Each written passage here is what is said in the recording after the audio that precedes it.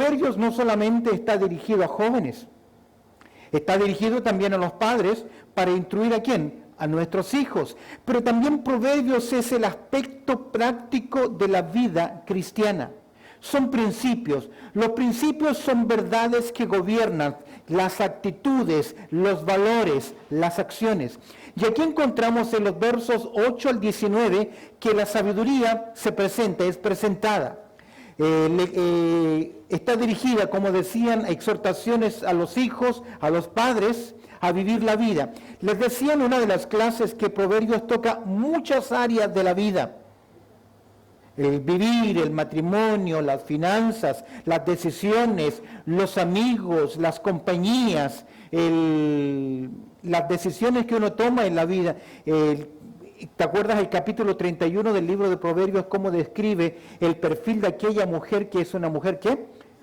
Virtuosa? Y como estamos considerando, es el perfil, será el perfil de Ruth cuando miremos esta lección. Vemos en segundo lugar, letra B, puedes considerar conmigo, la sabiduría es personificada. La sabiduría no sienta, nos habla, comienza un discurso con nosotros, nos desafía.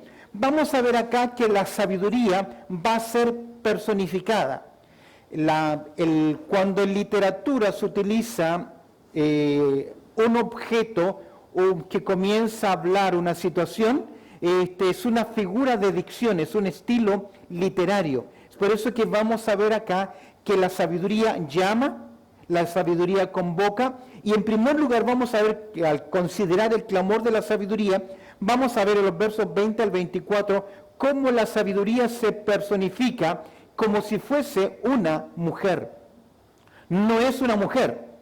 Si bien es cierto la palabra griega para sabiduría es Sofía, no es una mujer, pero es una personificación. La personificación es un lenguaje literario. Por ejemplo, hay quienes toman esta figura de dicción que se llama, para decir que el Espíritu Santo no es una persona, sino que se le da personificación. Cuando a algo se le da personificación, toma características humanas, pero no es ¿qué? Humano. La mayoría de las fábulas, los animales que hablan son personificaciones, no son personas, ¿me explico? Y algunos han tomado este principio para decir que el Espíritu Santo no es una persona, sino que es una personificación. Ahora, recordemos que una persona es la suma de ciertos atributos importantes, que es intelecto, emoción, voluntad, conciencia de sí mismo, de su realidad y de su existencia. Pero para que alguien sea una persona necesita intelecto, emoción y voluntad.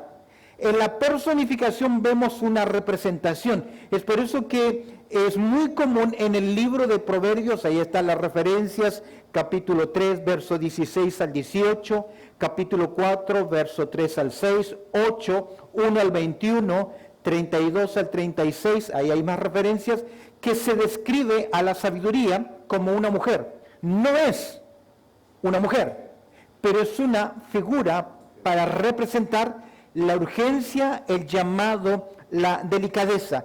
Algunos ejemplos de estas características. Si tú miras conmigo en el capítulo 1, verso 21, vemos cómo ella manifiesta su presencia. ¿Dónde manifiesta su presencia la sabiduría? ¿Qué dice el texto? ¿En dónde?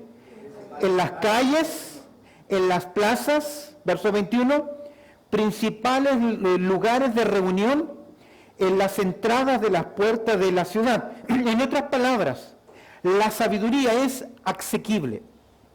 Hay sabiduría humana, hay sabiduría terrenal, hay sabiduría también diabólica. Recuerda que Santiago dice que esta sabiduría no es de Dios, sino que es terrenal, animal y diabólica.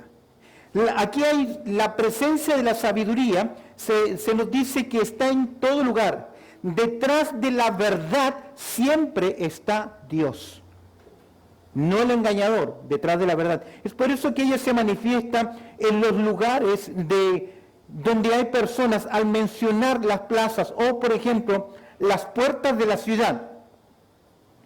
Cuando uno piensa en puertas, solo a veces piensa en vías de entradas o acceso o de control. Hay ciertas puertas cuando uno sale del país que es una sola puerta, es un solo lugar donde tiene que salir porque es salida internacional. Y normalmente las ciudades en los tiempos bíblicos tenían una sola entrada principal. Obviamente, y el resto eran muros para proteger la ciudad. Pero escúchame bien, las puertas también eran utilizadas como los lugares de convocación de las personas donde normalmente se hacían negocios, ventas. Es decir, que era un lugar muy público, muy frecuentado. Entonces, vemos acá que la sabiduría marca su presencia ¿en dónde? En todas partes, en todo lugar. ¿Y qué hace la sabiduría? ¿Qué hace la sabiduría? No solo manifiesta su presencia, sino que también manifiesta su proclama. ¿Qué dice la sabiduría? ¿Qué dice? Clama, ¿qué más? Alza su voz y da ¿qué cosas? Razonamientos. Es decir, la sabiduría alza su voz, no es tímida, no es vergonzosa. Por eso que hay un dicho que no hay peor ciego, pero también no hay peor sordo que el que no quiere oír. Es decir, que esta sabiduría es asequible, está ahí. Aún más en la historia de Israel, cuando un hombre, una familia necesitaba determinar situaciones con respecto a la ley, ¿qué hacía? ¿A quién consultaba? A los ancianos. ¿Y dónde estaban los ancianos? En las puertas de la ciudad. Era el lugar público de reunión, de transacciones. Ahora, la sabiduría va donde está la gente, para llamarles. Fíjate que esta es la intención de Dios. La intención de Dios es llegar ¿a dónde? Al hombre. No está esperando que el hombre venga a Dios, porque en esencia, ¿qué dice la Escritura? ¿El hombre busca a Dios? ¿El hombre tiene la intención de buscar a Dios? No, por el contrario, pero Dios llega al hombre. Dios se acerca al hombre y la sabiduría también llega al hombre. ¿Para qué llega al hombre? Para que el simple aprenda a qué, a cómo debe vivir, a conocer en este caso razones. Verso 20, la sabiduría clama en las calles, alza su voz en las plazas, clama en los principales lugares de reunión, en las entradas de las puertas de la ciudad, dice sus ¿qué? Razones. Ahora, mira conmigo en segundo lugar, o letra B, hemos considerado la sabiduría se presenta, observa conmigo ahora, cómo la sabiduría está presente, se presta, mejor dicho, y que viene y que está asequible al alcance de todos. Todos podemos disfrutar de la sabiduría de Dios, si el hombre ¿qué? Quiere. ¿Cuántos han dicho, oh, yo no puedo entender la Biblia es muy difícil? Es difícil interpretarla, pero cuando uno tiene en su interior al intérprete divino, las escrituras se hacen ¿qué? Claras. Ya hay una conexión entre este libro, ya no es solo literatura, es una voz que nos habla, es una voz que nos dirige. Todos podemos disfrutar de la sabiduría, si la queremos, y todos podemos y debemos ser sabios en nuestra manera de vivir. Es interesante que en el día de hoy, cuando un hombre descubre una verdad, algo que es importante, lo quiere hacer llegar a las personas, pero lo quiere hacer llegar a través de ¿qué? De un costo, de pagar. Hoy en día, con la digitalización, si yo escribo un libro digital, yo lo puedo promover en las redes sociales y usted lo puede adquirir por una cantidad de dinero y usted ni bien hace esa transferencia, automáticamente tiene que acceso a ¿qué? A bajar el libro, a bajar la literatura, a bajar la información. Vendemos información, pero la sabiduría no se vende. La sabiduría es completamente ¿qué? Gratis, como lo es también la gracia del Señor. Para nosotros el mensaje de la cruz es gratis, pero para Dios le costó un alto precio. pero la sabiduría es asequible a todos, disponible sin costo alguno. Observa conmigo, hemos visto la personificación de la sabiduría. Se le dan atributos humanos para entender su llamado, su presencia, su intención. Ahora, la sabiduría tiene una premura, tiene un mensaje urgente que presentarnos. La sabiduría, en otras palabras, hace un llamado urgente a que usted y yo, a que el ser humano le preste ¿qué? Atención. En cierta forma, ese es el llamado de Dios. ¿Recuerdas el profeta Isaías cuando dice en el capítulo 1, venid luego, dice Jehová, ¿y qué más? Y estemos a cuenta, ¿por qué Dios tiene interés que el hombre venga a cuenta con su Creador? Dios tiene interés de tener comunión, pero Dios quiere protegernos. Dios quiere librarnos. Dios quiere librar al hombre ¿de qué? Del castigo eterno. Es por eso que el llamado de la sabiduría, la presentación del Evangelio tiene un carácter de urgencia. Mira la premura de la sabiduría, la urgencia de la sabiduría. Verso 22, ¿qué hace la sabiduría? Primero, pregunta. ¿Hasta cuándo, quiénes? Oh simples, ¿amaréis qué? La simpleza. Y los burladores desearán el burlar, y el insensato aborrecerá ¿qué cosa? La ciencia. Observa que de por medio hay un engaño. El engaño tiene una atracción. El pecado tiene una atracción. Nos gusta pecar. Satisface nuestros deseos. Mira lo que pregunta. ¿Hasta cuándo? Es decir, que la sabiduría presenta una urgencia, pero también presenta un tiempo. Y está diciendo, vas a persistir. ¿Cuánto tiempo más? ¿Por qué la urgencia? Gálatas capítulo 6, verso 7. No os engañéis. Dios no puede ser burlado. ¿Qué cosa? Todo lo que el hombre sembrare, eso también segará. ¿Por qué la urgencia? La urgencia de la sabiduría. Porque las decisiones del hombre, el vivir del hombre, siempre tendrá ¿qué cosas? Consecuencias. ¿Hasta cuándo simples? Mira los simples que no tienen convicción, que son manipulables, influenciables. Dice, ¿hasta cuánto simples qué? ¿Qué agrega? Amaréis la simpleza, es decir, están contentos con su ignorancia. No quieren saber de Dios. No les interesa conocer de Dios. Están conformes y contentos con lo que hacen. Y los burladores desearán el burlar. Y los insensatos aborrecerán ¿qué cosa? La ciencia. Es interesante que el hombre en sus mal hábitos continúa en ellos y en cierta forma les es difícil también ¿qué? Salir. Vamos a ver más adelante la progresión, la diferencia entre el simple, el burlador y el insensato. Pero ¿ves la premura de la sabiduría? ¿La sabiduría qué hace? Pregunta, ¿vas a continuar? ¿Hasta cuándo? Observa el verso 27. Cómo la sabiduría y la premura de la sabiduría es porque quiere librarnos ¿de qué? De las consecuencias. Verso 27. Cuando viniere como una destrucción lo que teméis, y vuestra calamidad llegare como un ¿qué? Torbellino. Las calamidades llaman la atención al hecho de que son frágiles.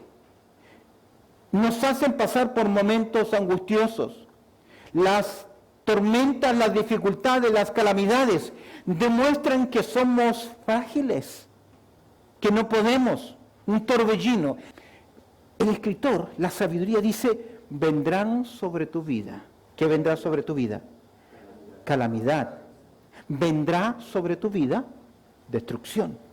El llamado urgente de Dios al hombre a arrepentirse es porque tarde o temprano enfrentará ese momento en que enfrentará gran ¿qué cosa? Calamidad.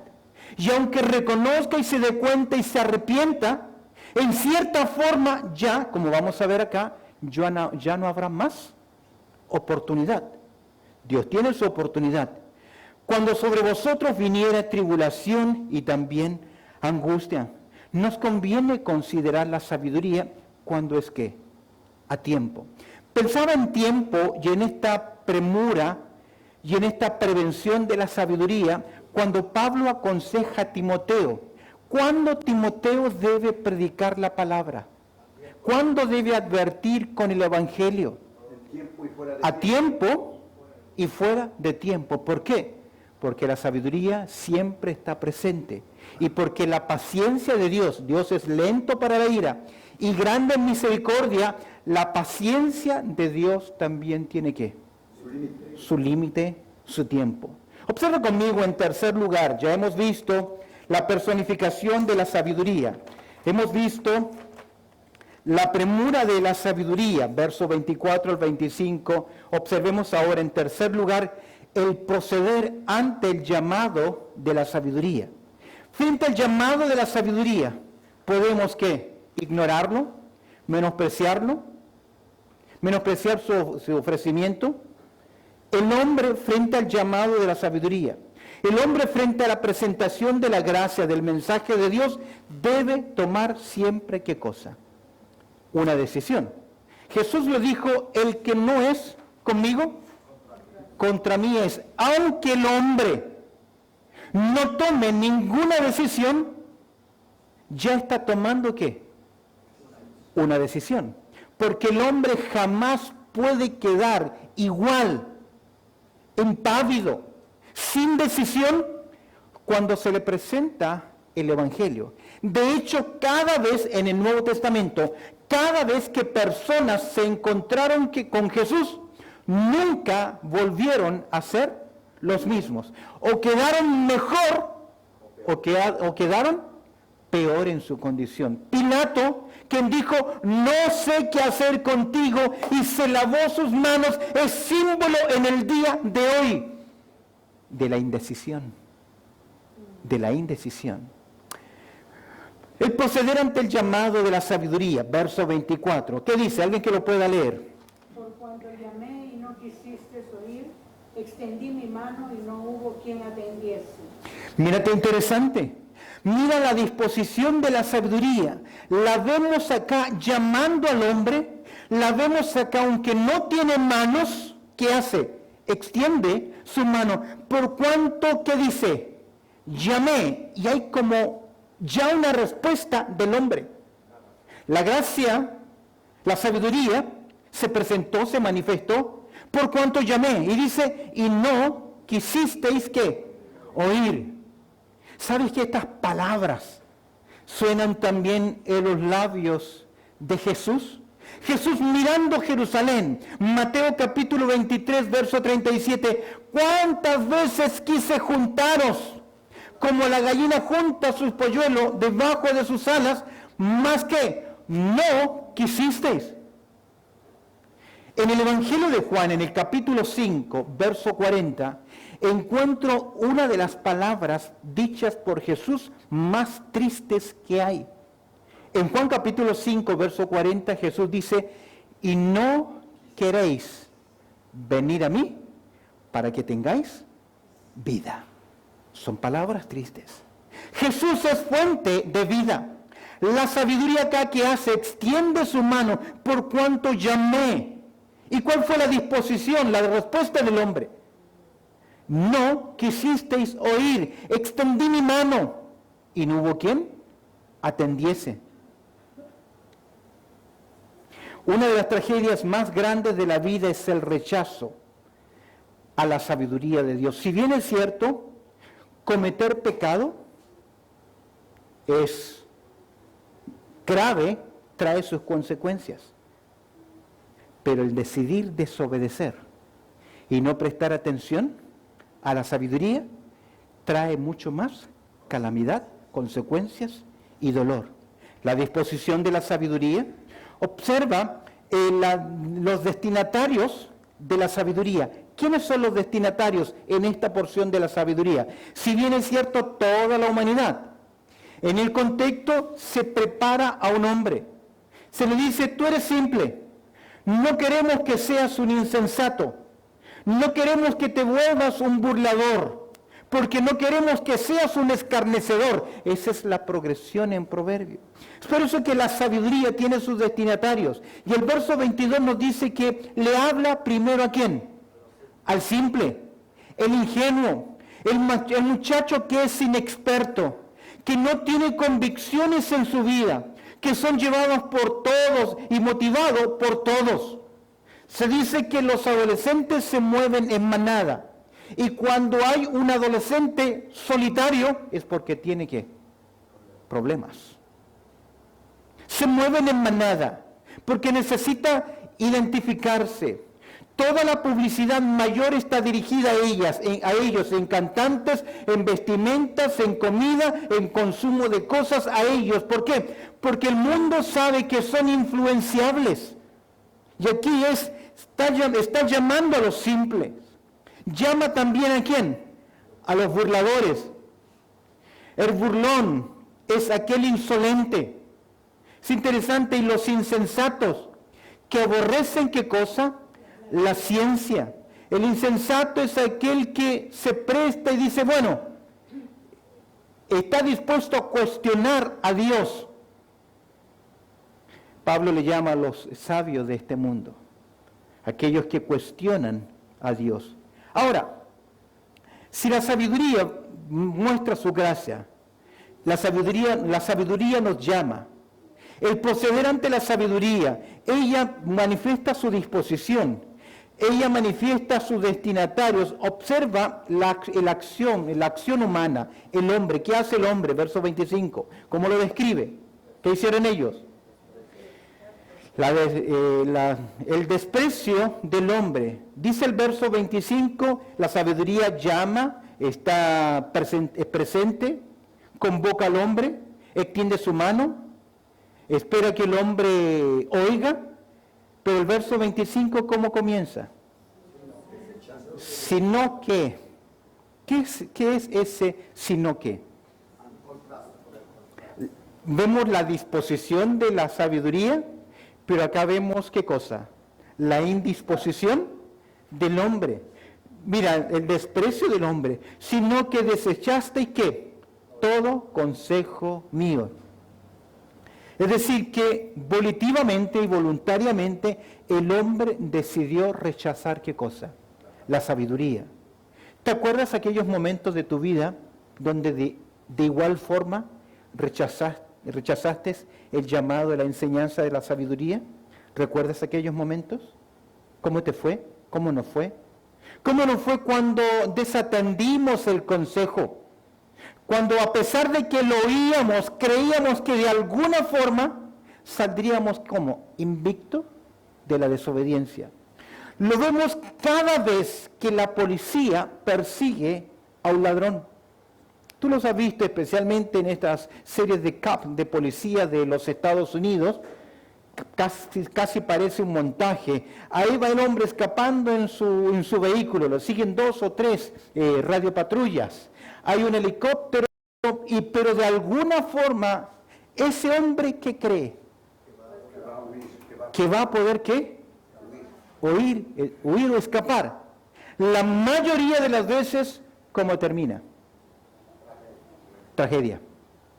O comete un accidente, o él mismo es eliminado, etc. No termina bien. ¿Hay alguien que puede escapar de las consecuencias? Se dice que en el mundo hay 6 millones de hombres y mujeres que de alguna forma han escapado a la justicia en sus países. Salieron de sus países, compraron identidades nuevas, tenían mucho dinero, violaron la ley, compraron o mandaron a matar de tal forma que no hubo testigos en su contra. Y quedaron, pareciera, impunes. Pero un día, todos serán, ¿qué? Citados, que dice Apocalipsis capítulo 20, que se abrirán los libros. Es el registro de Dios, que nada escapa. Si bien es cierto el hombre puede escapar a la justicia humana, será imposible que escape, ¿qué cosa? A la justicia que es divina. Sino que desechaste todo consejo mío y mi reprensión, ¿qué? ¿Qué dice? No quise. Observa conmigo el producto del rechazo. ¿Qué pasa? Hemos visto cómo se presenta, hemos visto la propuesta de la sabiduría, hemos visto el proceder ante el llamado. ¿Qué pasa cuando rechazamos? Y es precisamente la urgencia del llamado de la sabiduría. ¿Qué puede pasar con ellos? Tarde o temprano el que rechaza la sabiduría sufrirá ¿qué? Las consecuencias. Somos libres, como hemos dicho, de tomar las decisiones que queremos, pero no podemos huir de las consecuencias de ellas. Estamos estudiando una serie interesante. Hoy, por 2 sermones en el libro de Ruth, hemos visto las tragedias que ocurren cuando tomamos ¿qué? Malas decisiones, como también otros son afectados. Y aquí el producto de rechazar la sabiduría traerá lamentablemente, ¿qué cosa? Calamidad. Mira el verso 26. También yo me reiré en vuestra ¿qué? Calamidad. Se presenta acá a la sabiduría tomando una acción. Mira el verso. Y me burlaré cuando viniere ¿qué cosa? Lo que teméis. Es como si estuviésemos leyendo el Salmo capítulo 2, verso 4. Salmo capítulo 2, verso 4 presenta el cuadro profético cuando los hombres, los estados, los países se unan y digan, ya no queremos tener nada más con Dios, queremos cortar nuestros lazos con Dios. El Dios del cielo, ¿qué hará? Se reirá de ellos. No es una risa burlesca en el sentido de mofa, sino que es en el sentido que más temprano que tarde vendrá sobre ellos ¿qué? Consecuencias, como la describe, con el término de calamidad. El término calamidad que describe situaciones de pérdidas críticas, de dolor. Y me burlaré cuando os viniere ¿qué cosa? Lo que teméis. Observa el verso 27. Cuando viniere como una destrucción lo que teméis. Es decir, ciertamente el día de la retribución va a llegar. Si bien es cierto en la óptica humana es posible, pero la divina jamás quedará impune. Aún, escúcheme bien, en cierta forma al hombre inconverso le conviene hacer buenas obras. Porque los hombres serán juzgados de acuerdo a sus obras, y creo que en la condenación eterna habrá intensidad de castigo, de dolor. Todos ya están excluidos de la presencia de Dios y no hay mayor dolor trágico que la gracia de Dios se quite en algún lugar. Jesús la experimentó en la cruz cuando él dijo, Padre, ¿por qué me has desamparado? Ya es una tragedia, pero algunos en el tormento eterno experimentarán mayor intensidad de ¿qué? De castigo. ¡Qué tremendo! Cuando viniere como una destrucción lo que teméis, y vuestra calamidad llegare como un torbellino, y cuando sobre vosotros viniere la tribulación y angustia. Observe el verso 28. Mira la continuidad. Aquí hay una consecuencia. Cuando ya viene la tragedia, cuando ya viene el dolor, cuando ya viene el sufrimiento, es cuando el hombre quiere ¿qué? Clamar y arrepentirse. Entonces, ya están en el dolor, ya están en el castigo, ya están en el sufrimiento, y ahora se quieren que convertir. Es por eso que cada vez que ocurre una catástrofe en un país, la gente se vuelve ¿qué? Religiosa. Entonces, verso 28, me llamarán. ¿Pero qué dice? Y no responderé. Me buscarán de mañana y no me hallarán. Es decir, se vuelven ahora religiosos. Quieren buscarla. ¿Pero qué ha pasado? ¿Qué pasa con ellos? Comienzan a cosechar. ¿Recuerdas al hombre rico cuando muere? Y después de 5 minutos, después de morir, Hay una ciencia que estudia qué pasa tras la muerte, se llama tanatología. Después de que él se encuentra ahora, ¿dónde? En el tormento, en el abismo, comienza a orar, comienza a rogar. Padre Abraham, por favor, tengo sed, tengo necesidad. Se arrepiente, pero ya no hay nada más que hacer, ya solamente enfrentar las consecuencias. Me buscaréis, me llamarán, y Dios dice, no más. Por 120 años, Noé, ¿qué hizo? Les predicó el Evangelio, hasta que Dios cerró. Y aunque ellos gritaron, queremos entrar, cuando Dios abre la puerta, nadie puede cerrar, pero cuando Él la cierra, nadie puede abrirla. Dios tiene su tiempo. Me buscarán de mañana, harán vigilias, harán despertares, lo buscarán temprano, pero aunque lo busquen, ¿qué? Ahora es interesante porque la disposición de Dios es que Dios no rechaza un corazón contrito y humillado. Si me buscáis, me hallaréis. Por eso Dios dice, vengan a cuenta, pero todo tiene que su tiempo. Mire la cosecha, versos 31 y 32. Comerán del fruto, ¿de qué? De su camino.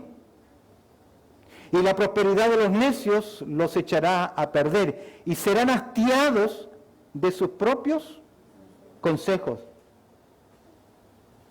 ¿Dónde están los amigos? ¿Dónde está el festejo? ¿Dónde está el disfrute? ¿Qué pasó? Porque el desvío de los ignorantes, ¿qué? Los matará. Es decir, tendrán, ¿qué cosa? Consecuencia. Tal vez disfruten por un momento, haya disfrute por un momento, pero al final, terminemos. Hemos considerado en el día de hoy el clamor, el llamado de la sabiduría. ¿Cómo termina el libro, el capítulo 1? ¿Cómo comienza? Verso 33. Más el que me oyere. Ese más no es una dicción, no es sumar más. Ese más es ¿qué? Un contraste. Es decir, la sabiduría ahí está. El hombre decide. Tú tomas la decisión.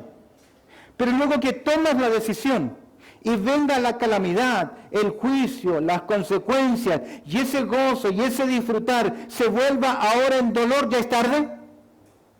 ¿Ya es tarde? Pero, más el que me oyere. ¿Qué significa aquí el oír? ¿Escuchar? ¿Qué es el oír? Es atender. Por eso que Dios nos enseña, si hoy oyeres mi voz. El que tiene oídos para oír, ¿qué? Oiga, y no se refiere a la acción de escuchar, la capacidad acústica, sino la disposición. Es interesante que la idea, el que tiene oídos para oír, oiga, es que permite que el sonido que se transfiere a través del aire, esa voz que va recorriendo y llegando a ti, cuando llegue a tu vida, pueda hallar ¿qué cosa? Un lugar. La idea es que cuando la voz sale de Dios, aunque tarda un poco en llegar a donde tú estás, cuando llegue, ¿qué? La recibas como palabra de Dios. Mas el que me oyere, habitará, ¿qué? Confiado. Y vivirá, ¿qué? Tranquilo, sin temor del mal. Ojo, termino con esto. No significa que no vas a tener problemas. No significa que no vas a pasar por momentos difíciles. Pero sí significa una cosa, que tendrás paz, que tendrás seguridad, paz, protección, disfrutarás de la presencia de Dios en tu vida. ¿Por qué? Porque, queridos, el Señor prometió estar con nosotros, ¿hasta cuándo? Hasta el fin del mundo. Pero no desatendamos, ¿qué cosa? El llamado de la sabiduría. Próxima semana, capítulo 2, vamos a ver las bendiciones de la sabiduría en la vida de un creyente. 2 y 3. Bendito Señor, te agradecemos por tu amor y también por tu cuidado. y por este tiempo de estudiar tu palabra. Te agradezco, Señor. Añade tu bendición a lo que hemos considerado en el día de hoy. Pues oramos a través del precioso nombre de Cristo Jesús. Amén y amén.